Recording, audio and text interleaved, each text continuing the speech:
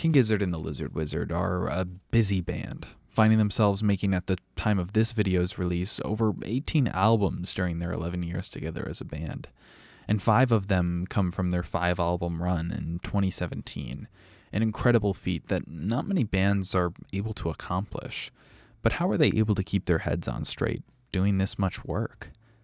Before I continue, over 80% of the people who watch my videos aren't subscribed, so if you're part of that 80% and you enjoy my content, hitting that red button would definitely help me out. Thanks.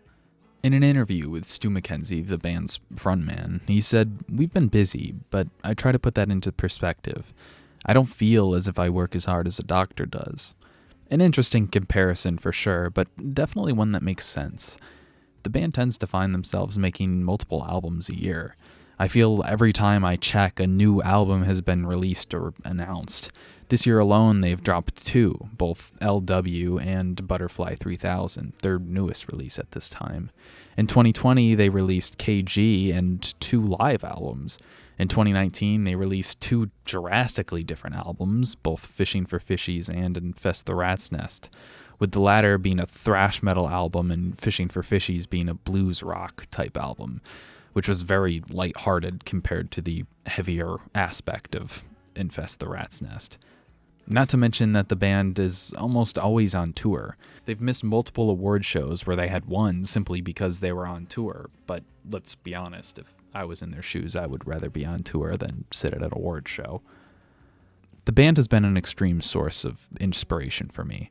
I don't make music, but their work ethic alone has helped push me through when sometimes I feel like just curling up in a ball and giving up.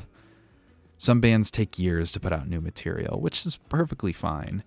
People have different ways of going about their music. Stu said in an interview that while some bands may push out 50-plus songs in a session, they often compress down to 12, while for them, King Gizzard, they just would release all 50. Maybe not the best quality control, but I enjoy a majority of the King Giz albums and their discography as a whole. Something about their effort as a group to release as much music as possible is extremely admirable, and I can do nothing but cheer them on. This has been Stemp. Thanks for watching.